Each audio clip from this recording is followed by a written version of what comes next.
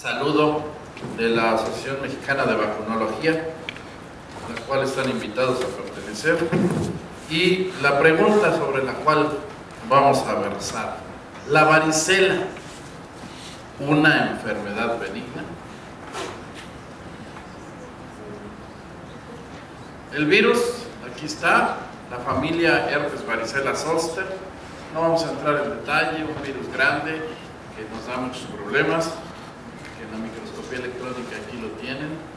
Nada más la parte central, vean que mide 100 nanómetros. Pero esto es lo importante. Claro que son estimaciones, y más de una enfermedad que no es de registro oficial, ¿verdad? Entonces, pero bueno, se estima que ocurren 60 millones de casos en el mundo cada año.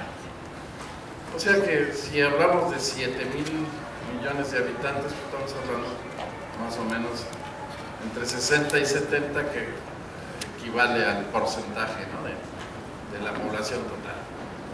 Donde sabemos que hay más registro, pues lo usamos. Los Estados Unidos, entre 3.7 y 4 millones de casos cada año. Y en México sabemos de 320 por cada 100,000 habitantes. La realidad exacta no la sabemos, porque ¿cuántas veces han tenido varicela en la familia? ¿Quién se entera? Nada más la familia. Entonces, es un problema especialmente en los niños. Sin embargo, en frecuencia. Sin embargo, en los adultos es un problema mayúsculo de salud, porque yo he tenido casos fatales en adultos. Entonces, la mortalidad empezamos a tener. Entonces, ¿qué tan benigno? Que hay quien se muere. 150, 200 casos de muertes en Estados Unidos. Bueno, con 350 millones de habitantes se mueren 200. Dice uno, no, qué poquito. Pues sí, qué poquito numéricamente, pero pues, cada una de esas es una vida, ¿no? Y en Estados Unidos también se hospitalizan, ¿sí?, 1 o 2 casos por cada 1,000 enfermos. Entonces, esto es muy importante. En términos generales, si la enfermedad se produce en menores de 5 años, tiende a ser de buena evolución, con sus bemoles que vamos a puntualizar. Pero conforme va creciendo, y si llega a la adolescencia, entonces ya no le va nada bien. Y si está más que adolescente y tiene, no, le va de la fregada. Y si es un individuo comprometido, le va muy mal, por la razón que sea. Entonces, sabemos, y por eso le llamamos herpes varicela zoster, porque sabemos que este virus herpes produce la varicela y produce el herpes zoster, y es el mismo virus, y no necesitamos reinfectarnos, porque dice alguien, pero ¿cómo te dio herpes ahora que tienes 60 años? Pues el virus lo traes desde que tuviste contacto con el virus, te haya dado no varicela tal vez al año, a los 2 años de edad, y el virus se queda guardado. Y no quiero preocuparlos, pero la mayoría, espero, es más, yo espero que todos traigamos nuestro virus guardado. Van a decir, bueno, ¿pero por qué? Bueno, pues porque si traes el virus guardado, quiere decir que ya tuviste un estímulo antigénico y ya tienes anticuerpos protectores y ya no te va a dar varicela. Esa es la buena noticia. La mala es que te puede dar herpes zóster en cualquier momento. Bueno, unas por otras. Pero la buena es que si no te da varicela a la edad en que estamos aquí, podría ser muy grave tener varicela. Y bueno, la no tan buena es que el herpes zóster te puede dejar una neuritis postherpética. Pero ya hay una vacuna. Al final hablamos de qué pueden hacer para prevenir que no les dé herpes zóster. Pero vuelvo al principio, mi mejor deseo, que todos los aquí presentes tengamos el virus de la varicela guardado.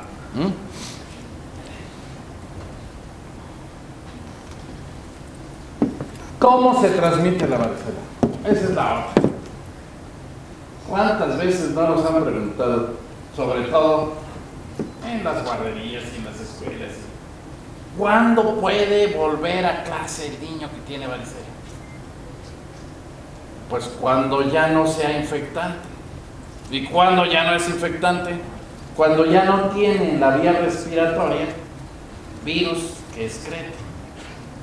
Pero como eso está en chino, como no lo van a entender, y cuando la secreción de la úlcera ya no sea infectante.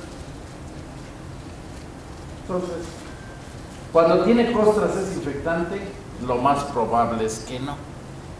Cuando tiene abiertas las úlceras y todavía no están bien encostradas, ¿puede ser infectante? Casi sí. Entonces, para no entrar en conflictos, mira, cuando ya no tenga costras, mándalo a la escuela. Y ya, nos quitamos de broncas. O sea, si se le cayeron las costras, es que cerraron las lesiones. Si cerraron las lesiones, ya no hay secreción que sea potencialmente infectante. Y para ese entonces, la mucosa respiratoria ya no tiene virus. Entonces, lo práctico es que no regrese a contacto con otros niños mientras tenga costras. Y mucho menos si son visibles y si las tienen en cara, en brazos, menos todavía. Si las tienen en el ombligo, pues a lo mejor lo pueden mandar. Primero, ya los profesores no se van a dar cuenta que tienen. Ya no van a hacer la de tos. Y segundo, pues si las tienen en el ombligo, pues solo que le anden hurgando el ombligo, alguien va a estar en contacto con la úlcera o la tos. ¿Sí? Así que, entonces, pero es muy importante, respiratorio. O sea, que la probabilidad de infectarse pues es toda. Porque dicen, es que no estuvo ni siquiera a 3 metros, no tocó al paciente, por lo tanto no le tocó la úlcera, la costra. Pues sí, pero sí inhaló sus babas. Entonces, ¿no? De 10 a 21 días y aparecen las lesiones en el centro del cuerpo, ¿sí? Y se diseminan. Ahorita vamos a ver en una esquemita. La mayoría de las enfermedades virales produce viremia. Y el virus de la varicela, por supuesto que produce viremia. Entonces, ¿esto qué quiere decir? Que una vez que invade las mucosas respiratorias, rápidamente se va a ganglios y de ahí se va a circulación y va a circular por todos lados antes de que salgan las lesiones que vamos a ver. ¿Y a dónde se va? Pues a todos lados. Y vamos a ver que en ese todos lados se puede estacionar en algunas personas, no en todas. ¿Sí? Esta me gusta porque es muy clara. De las mucosas, mucosa nasal, mucosa oral o hasta mucosa conjuntival, porque no necesitas inhalar y comerte las babas ajenas, sino simplemente con que te caigan en los ojos es suficiente. Entonces, de las mucosas, el virus penetra y se va a los ganglios regionales. Y una vez de los ganglios regionales se va a sangre y ahora se disemina por todo el organismo, teniendo un especial tropismo por órganos del sistema fagocítico mononuclear, especialmente ganglios, hígado y vaso. ¿Sí? Y después aparecen las lesiones cutáneas. Las lesiones cutáneas son ya posteriores en realidad. ¿Sí? Puede, sí, pero mínimo. La realidad es que puede no haber tenido nada y cuando lo bañan, cuando lo secan, cuando lo cambian, de repente encuentran las primeras lesiones en el centro del cuerpo. Pero es que no tenía nada, pues es que puede haber tenido o puede no haber tenido. Y el malestar general puede haber sido muy, muy general y como que no comió en 2 días. La verdad es que esto puede aparecer, pero lo más probable es que no aparezca en la mayoría de los casos y que sea más bien un hallazgo, el encontrar una mancha, pero a lo mejor ni siquiera se da cuenta la mamá y si además ni siquiera es la mamá la que lo atiende, pues ni vio la mancha. La pápula, pues a lo mejor, pero donde ya se da cuenta definitivamente es cuando aparece la vesícula. Y ya cuando aparece una vesícula seguramente ya hay otras, si no vesículas, cuando menos ya hay otras pápulas, otras manchas, y entonces ya las ven. Porque dice, ahora le salió una cosa rara, que no sé qué. Miren qué bonito. Ahí está. La vesícula. Perfecto. Y estas vesículas evolucionan a úlceras que se encostran.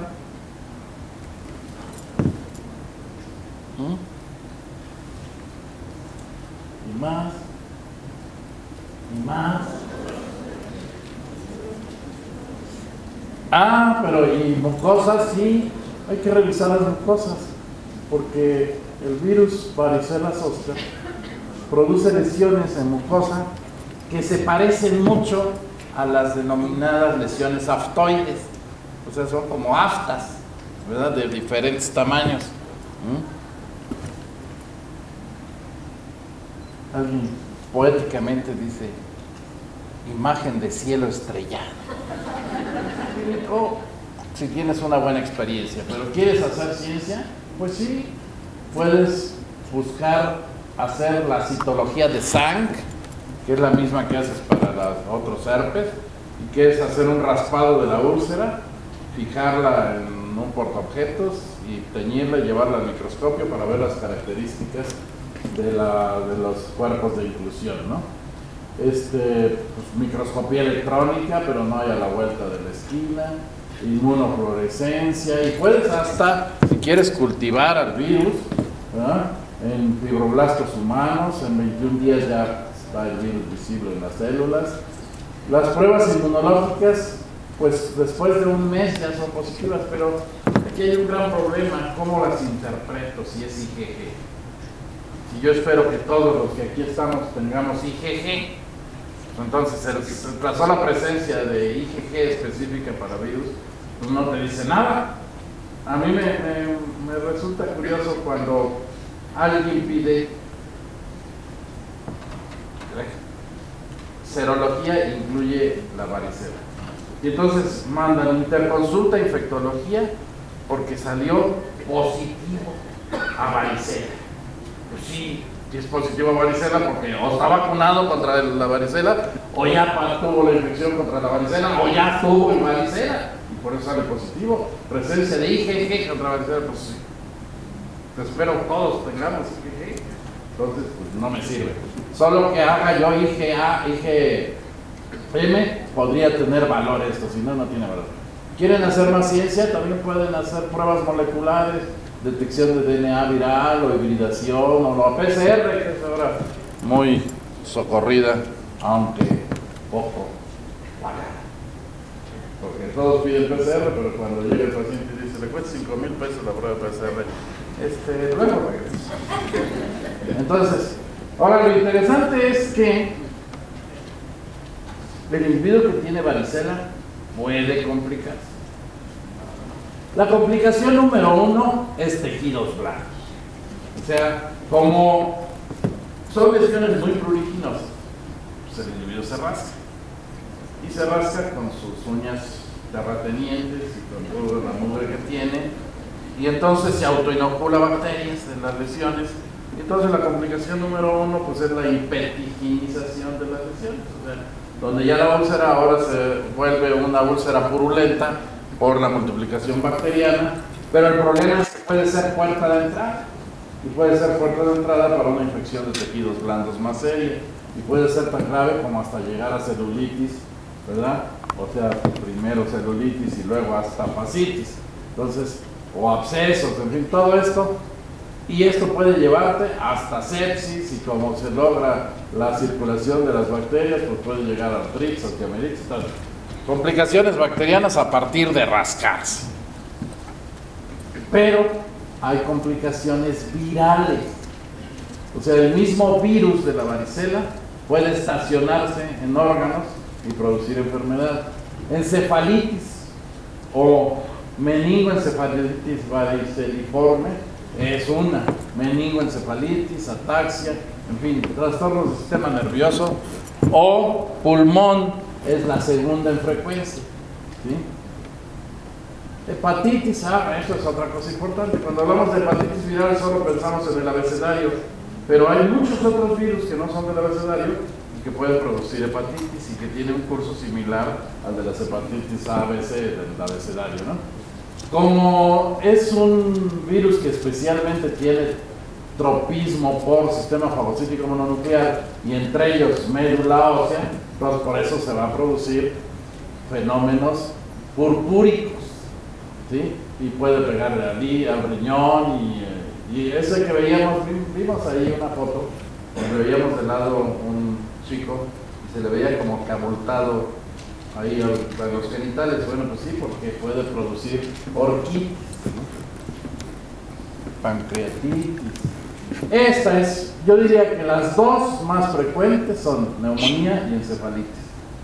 Y si el paciente es inmunocomprometido, pues también hepatitis y también coagulación intravascular diseminada.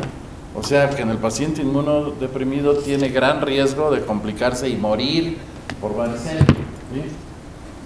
Y luego el otro gran problema. ¿Y si le da varicela durante el embarazo? O no necesariamente que la exprese clínicamente. Si tiene viremia durante el embarazo, o sea, si tiene circulación del virus durante el embarazo, tenemos problemas, ¿sí? Primero, puede padecer ella el problema, porque además ya a la edad que tiene y con el embarazo, su varicela, si de verdad la sufre, no le va a ir nada bien. Pero sobre todo al niño le puede ir muy mal, puede ser fatal, ¿sí? Especialmente si la viremia o las lesiones altamente infectantes de piel y mucosas están en contacto directo con el niño al nacimiento. Entonces, ¿quién tiene más riesgos? El niño y el inmunocomprometido. Ya mencioné esas situaciones, ¿sí? O cualquier otra situación, no solo el HIV. El HIV le va muy mal, pero cualquier otra situación de inmunocompromiso. Vamos a ver algunas lesiones de complicaciones. Desde, bueno, pues ya no es la ulcerita típica, hasta grandes lesiones, ¿verdad? Que pueden ser, y aquí pues además de que ven las lesiones impetiginizadas, pues ven el estado del niño. El niño no está nada bien.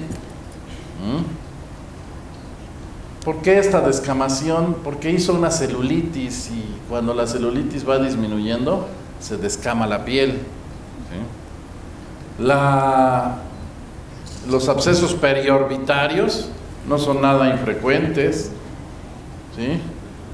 Las complicaciones por zóster o las formas generalizadas muy severas. ¿Qué pasó? Ya no hay señal.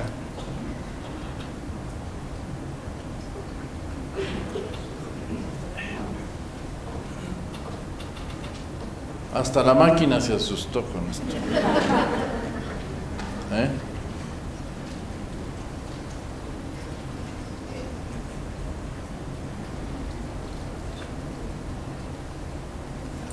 Ahí la posición grita sistema nervioso central. O sea, su niño es complicado, el sistema nervioso central, vean la posición de las manos, todo. O ahí.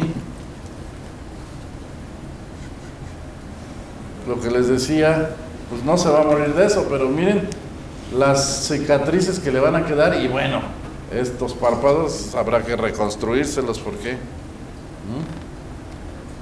Y llegamos al punto del niño, ¿sí?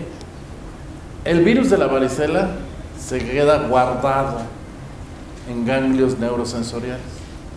Eso quiere decir que nosotros debemos tener en algunos de los ganglios guardado el virus de la varicela. Si en el embarazo, se reactiva el virus y produce viremia, o dos, no se había infectado y se infecta y ahora tiene viremia, pues entonces, primero, la mujer, por tener la edad y por estar durante el embarazo, ya tiene el riesgo de complicarse. Una de ellas es neumonitis. Y la otra, ¿verdad? Vean ustedes, estas son publicaciones de Pariani de 118 mujeres, 24 hicieron neumonitis y 11 se murieron. ¿Sí? Entonces, sí es en serio. Los riesgos varían según el momento en que pueda llegar al producto de la gestación. Entonces tenemos que puede, es interesante, la rubiola, la varicela, habitualmente puede haber producido ya daño desde antes del nacimiento si la infección fue temprana, o puede desarrollar la varicela al nacimiento, ¿sí? Y en los dos casos entra. Si el daño ya es, entonces vamos a tener alteraciones en las extremidades, vamos a tener problemas en el sistema nervioso central, vamos a tener especialmente problemas oculares, ¿sí? Como puede ser la catarata, microftalmos, en fin. Ahí tienen alteraciones en las extremidades inferiores. Bueno, aquí las lesiones. Entonces estos niños es muy probable que tengan también hepatomegalia y muy frecuentemente esplenomegalia.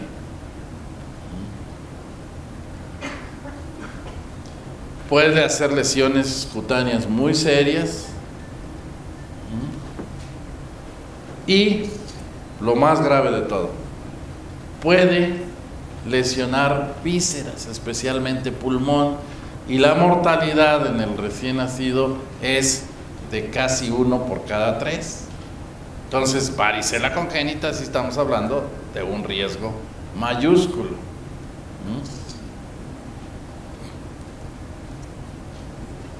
Mayor riesgo en los primeros 4 meses de paso por vía hematógena. Riesgo de infección al nacimiento es si hay lesiones infectantes, ¿sí? Vean en cerebro todo lo que puede producir.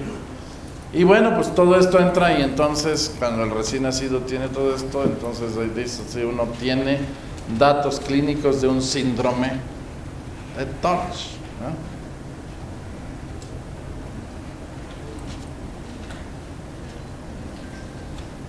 Vean, por ejemplo, este es tan severo que tiene uno duda, ¿no será viruela?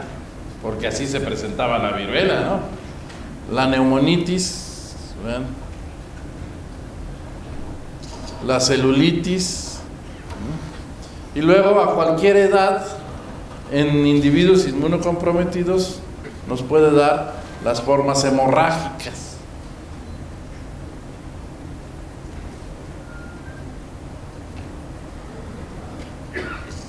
Por ejemplo, este niño tenía leucemia.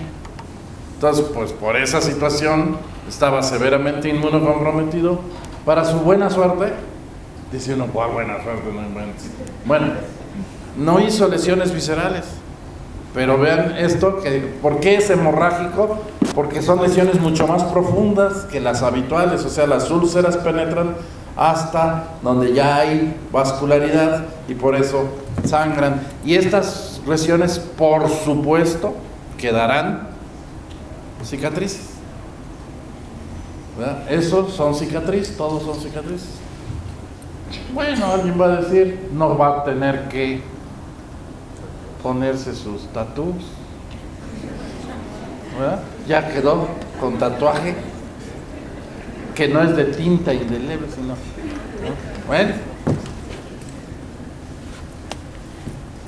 ahora no vamos a hablar del zóster porque no es el tema, pero sí hay que decir que todo el que haya tenido contacto con el virus de la varicela, haya tenido o no la enfermedad, tiene riesgo de hacer zóster, ¿sí?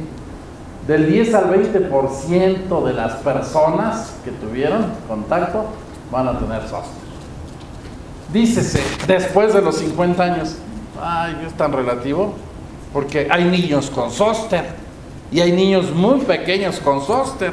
Entonces, pues, quién sabe. Aquí está. Esta es una foto excelente porque vean, parece que lo dibujaste, ¿no? Por eso zóster, zonal, pues exactamente. ¿Y por qué de la mitad y no para acá? Pues porque sigue la inervación, vean, perfecto.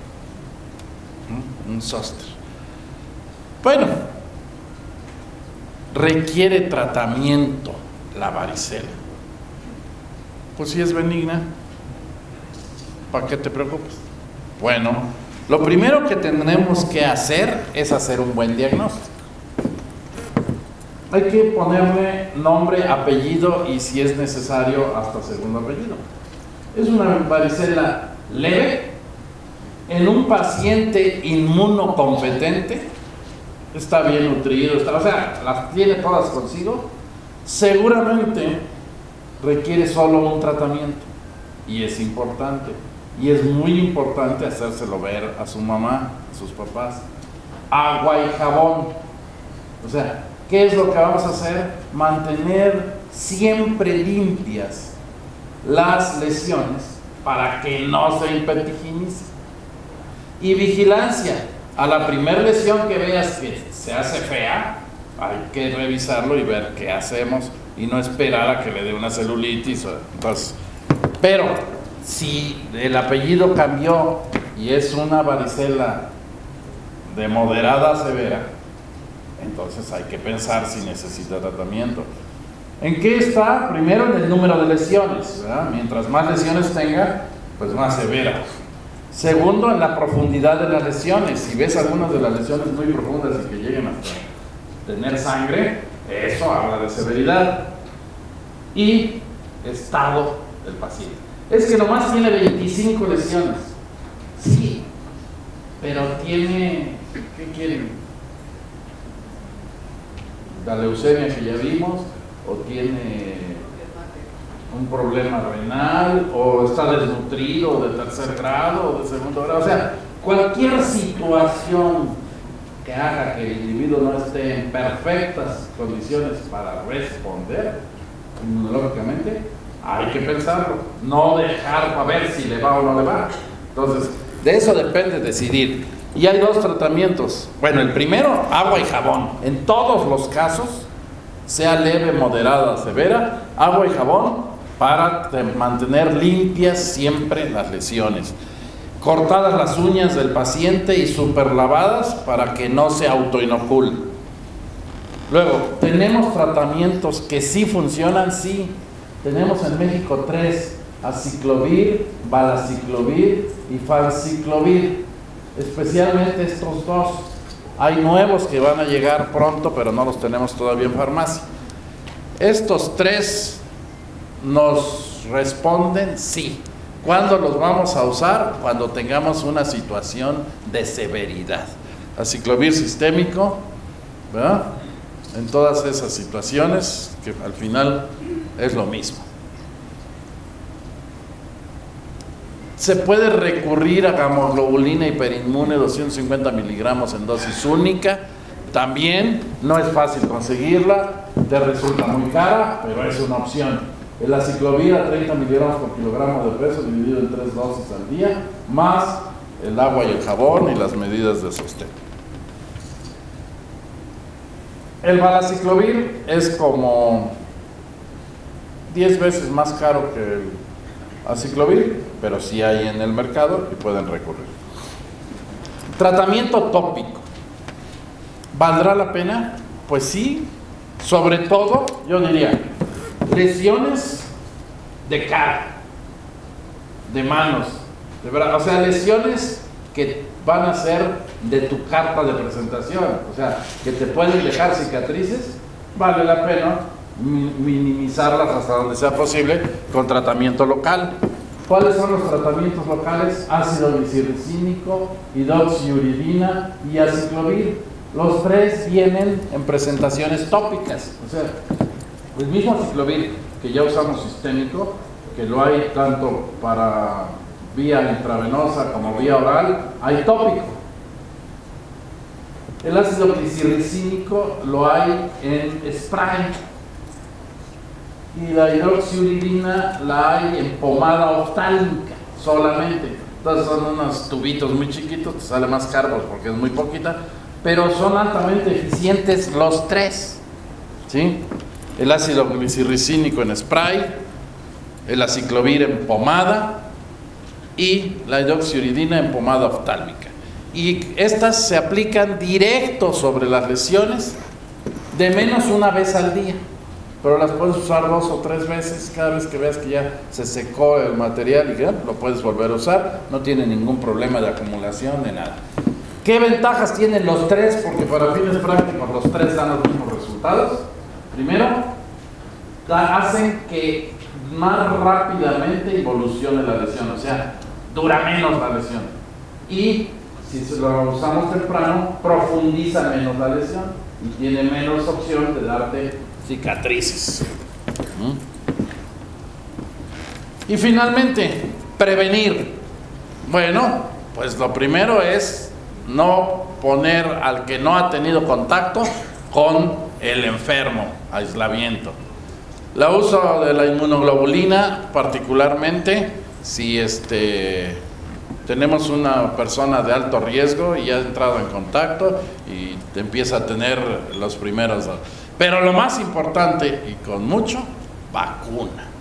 La vacuna protege, la vacuna no está en la cartilla, entonces tiene que usarse en forma privada. ¿Por qué sirve la vacuna? Pues por todo esto. ¿Por qué? Pues porque es mejor prevenir que tratar. Aunque hay antivirales, pues es mejor no usarlos porque no lo tengan, ¿verdad? Previene las complicaciones. Bueno, previene. ¿Sí? Previene pues que no sufra, que no se vaya a complicar, que no altere a la familia, que en fin, hay muchas razones. Finalmente la razón más importante es: no le va a dar varicela, por más que digan benigno, ¿sí? La OMS, desde hace ya años, esta enfermedad tiene importancia en salud pública y es un problema socioeconómico. Hay países que vamos a ver ahorita que tienen coberturas ya, que sí la usan en forma, pues ya en el sistema de salud y con excelentes resultados. Lo ideal es utilizarla al tiempo que se usa sarampión, rubiola, paperas. O sea, ¿cuándo aplicar la varicela? Cuando pones las vacunas de sarampión, rubiola, paperas, para no complicarte la vida. Eso es lo ideal, ¿sí? A esas edades, ¿no?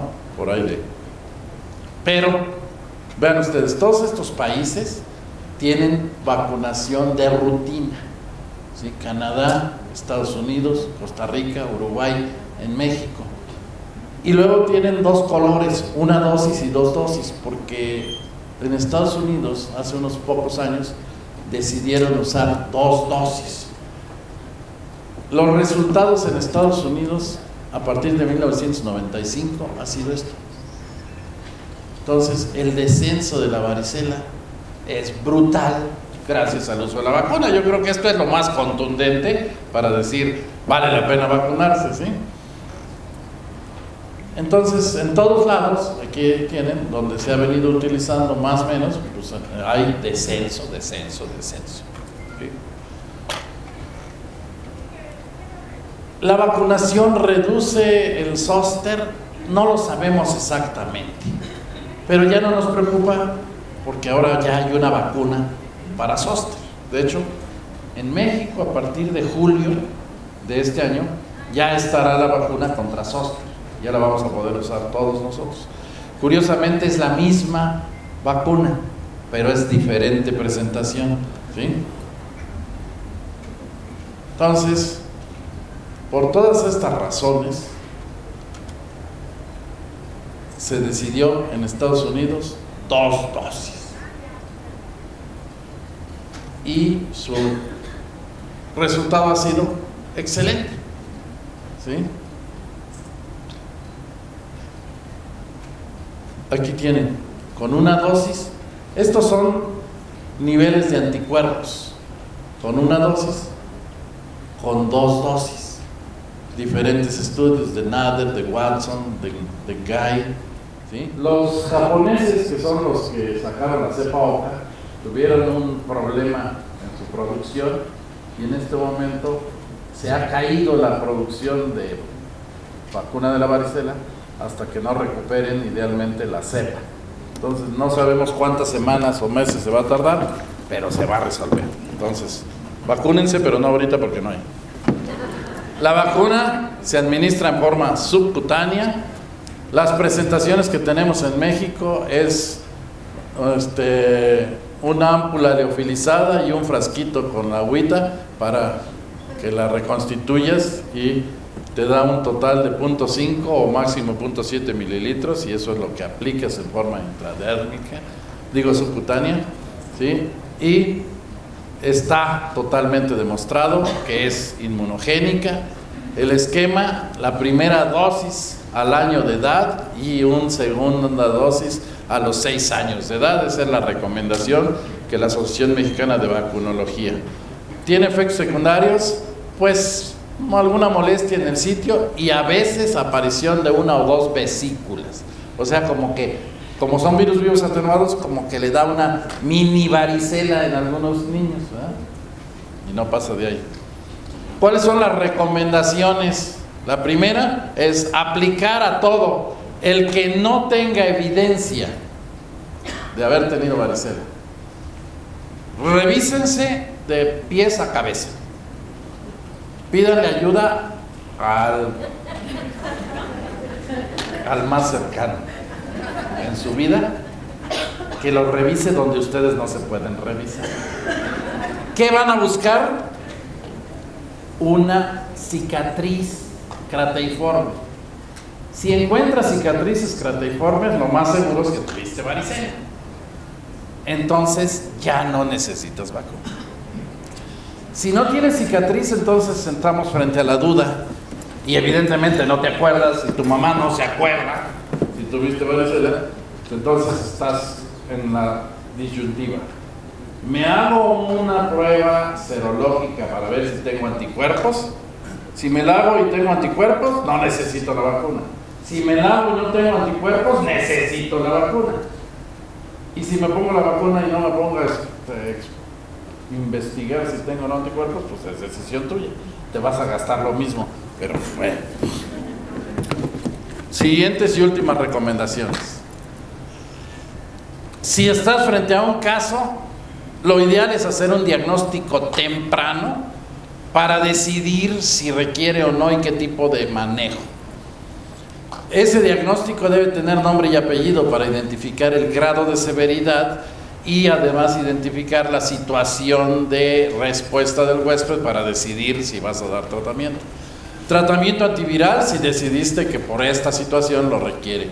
Manejo tópico de las lesiones, todos, agua y jabón. Y manejo tópico con antivirales tópicos, pues todos, en cara, en brazos, en zonas expuestas. Vigilancia del paciente y especialmente de las lesiones para que si empiezan a ponerse feas, y desde luego todos vacunarse. Respuesta: ¿la varicela es una enfermedad benigna? No tan benigna. ¿Hay quien se muere? Sí. ¿Hay quien se complica? Sí. Y los invito a que escriban a la Asociación Mexicana de Vacunología, ya sea para inscribirse, ya sea para pedir los esquemas de vacunación, lo que requieran de vacunas. Muchas gracias.